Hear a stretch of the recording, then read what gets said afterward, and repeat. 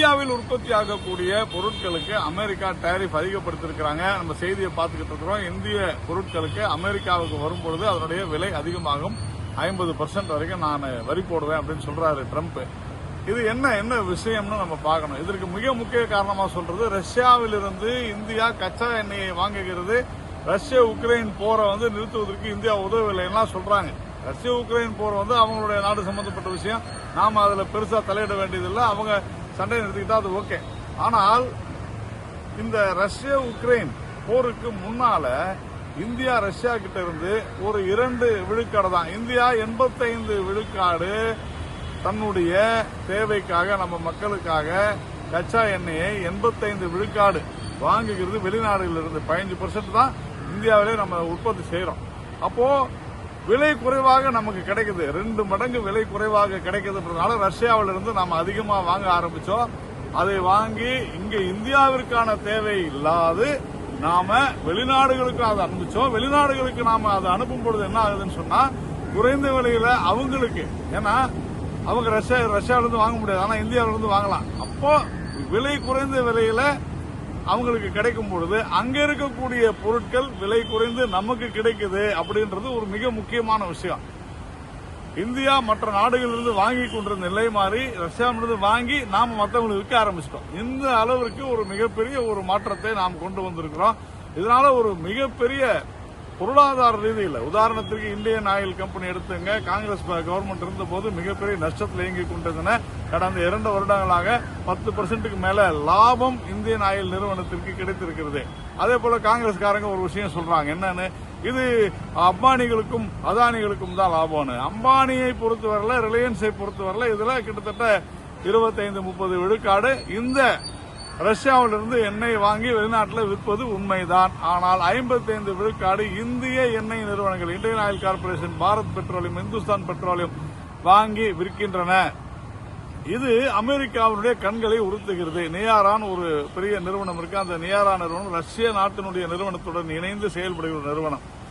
அது நம்ம நெடுஞ்சாலெல்லாம் பார்த்துருப்போம். அதனால 55 விழுக்காடு நம்ம தான் வாங்குது. ஆனா காங்கிரஸ்காரங்க போய் பேசுறாங்க. வழக்கம் போல காங்கிரஸ்காரங்க பத்தி தான் நமக்கு தெரியும்.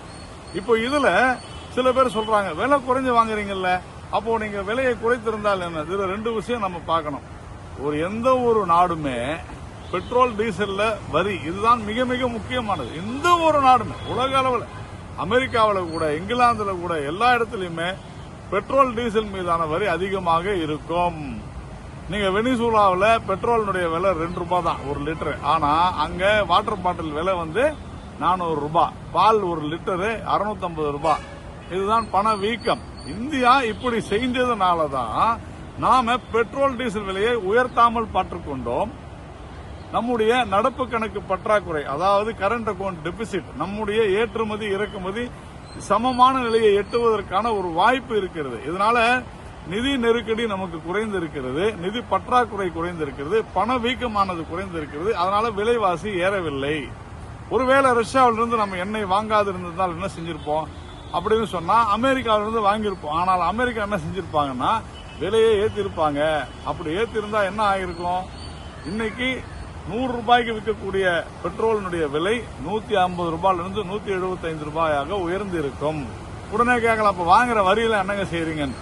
வாங்குற வரியெல்லாம் கட்டமைப்புகளை பெருக்கிக் கொண்டிருக்கிறோம். சாலை வசதிகள், விமான நிலையங்கள், துறைமுகங்கள் என்று இந்தியா மக்கள் நல திட்டங்கள் என்று இந்தியா அதிக அளவில் தன்னுடைய கட்டமைப்புகளை பெருக்கிக் கொண்டிருக்கிறது. அதனால முதலீடுகள் வருகிறது. நேற்று ஒரு விஷயம் நம்ம முதலமைச்சர் சொன்னார் பாருங்க, டபுள் டிஜிட்ல தமிழ்நாடு நிற்கிறதுன்னு. கட்டமைப்புகளை பெருக்கியதால் தான் டபுள் டிஜிட்ல நிற்குதுன்றதை புரிஞ்சுக்கணும். அதே மாதிரி அதிகமான பெட்ரோல் டீசல்ல வரி, வேட் வரி எடுத்து தமிழக அரசும் சம்பாதித்துக் கொண்டிருக்கிறது. இதையெல்லாம் புரியாமல், இதெல்லாம் தெரியாமல் வேண்டும் என்றே திட்டமிட்ட ரீதியில இந்த மாதிரி செய்யறாங்க. அமெரிக்காவை பொறுத்தவரையில மிக முக்கியமானது கச்சா எண்ணெயை வாங்கக்கூடாது. ஆயுதம் அமெரிக்கா சப்ளை பண்ணிட்டு இருந்தாங்க, விமானங்கள், ஆயுதங்கள். ஆனா இந்தியா ஆயுதங்களை தானாகவே தயாரிக்கிறது. இப்போது பிரான்ஸ், ரஷ்யா போன்ற பல நாடுகளோடு வாங்கி கொண்டிருக்கிறது. அதே மாதிரி இந்திய ரூபாயினுடைய மதிப்பு வெளிநாடுகளில் அதிகரித்து வருகிறது. வர்த்தகம் நாம பண மதிப்புல இப்போது செய்யறோம். முன்னெல்லாம் டாலருக்கு நிகரான இந்திய ரூபாய் மதிப்புன்றாங்க. இன்னைக்கு இந்திய ரூபாய்க்கு எதிரான மதிப்புன்னு பேசுற அளவிற்கு இன்னைக்கு மிக சிறப்பான முறையில செய்யறாங்க. அமெரிக்கா தெளிவா சொல்லணும்னா இந்தியாவினுடைய வளர்ச்சியை அமெரிக்காவால் பொறுக்க முடியவில்லை, பயப்படுகிறது. சீனாவின் மீது கூட 25% தான் போட்டிருக்கிறாங்க. ஆனால் இந்தியா மீதான பயம் அதிகரித்திருக்கிறது ட்ரம்பிற்கு.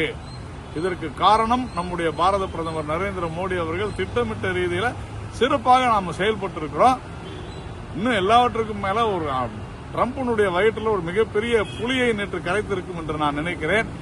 பிரதமர் மோடி அவர்கள், திரு நரேந்திர மோடி அவர்கள் இந்த மாத கடைசியில சீனா செல்லவிருக்கிறார் என்கிற செய்தி தான் அது.